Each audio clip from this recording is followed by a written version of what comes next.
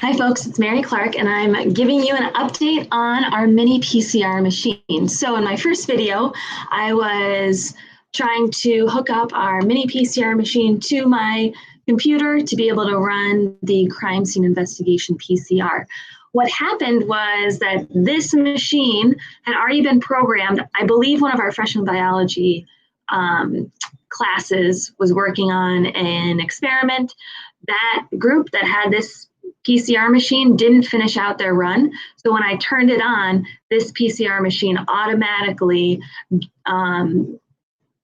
picked up where it left off last spring. So the machine had to finish out that program before I was able to get it to go for our PCR program. All right, so let me show you what I figured out.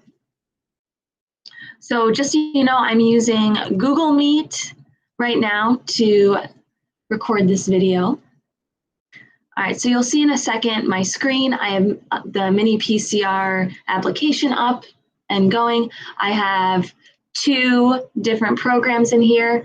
I'm gonna just click this edit button and we can edit this PCR protocol. I just wanted to make sure that it was accurate, and it is, so I'm going to just press save right now.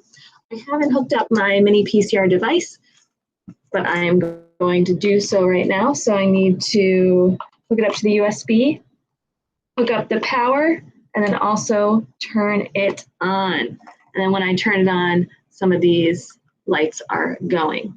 All right, so now let's open this up. I've just done my PCR pipetting, and I have my little PCR tubes ready. Before you actually close and run the program, make sure that these tubes are actually closed. And you might hear like a little tiny pop, and that means that you've actually closed those tops. All right, so I'm gonna put the lid on. Now, do you guys see this little guy right here? You can loosen it or tighten it. So I'm going to tighten it. You want to make sure that the top and the bottom of the tube are heating all the way through for these reactions. All right. The other thing actually that I'll check before I run this is that the liquid in these tubes are all the way down. So I'm going to flick them, and then I'm just going to check to see if they have any air bubbles in it. If they do have some air bubbles, I might take a pipette and try to pipette up and down to mix slowly to see if I can get the air bubble out. Most of the time you can get air bubbles out, sometimes you can't, and just do the best that you can. All right, so now this is all ready to go. I have it on. All right, here we go. So now I'm just gonna click devices. Great, we are connected.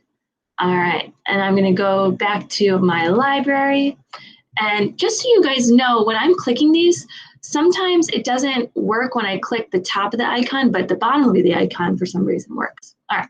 So I'm going to click CSI and I'm going to click run. And it's loading right now.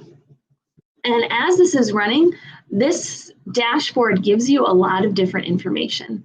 So it gives you the step that you're in. So right now we're in our initial step. It gives you the temperature and the lid temperature, or the sample temperature and the lid temperature. It shows the program, so you can double check to make sure that the parameters are correct. And then this is also very cool. It also shows you how many DNA copies you are cycling through, or you are making as you cycle through. Great. So I'm just going to let this go for a minute. When you do your own PCR protocol, I hope that you have this up, because there's a couple other pieces of information that are going to pop up. All right, great.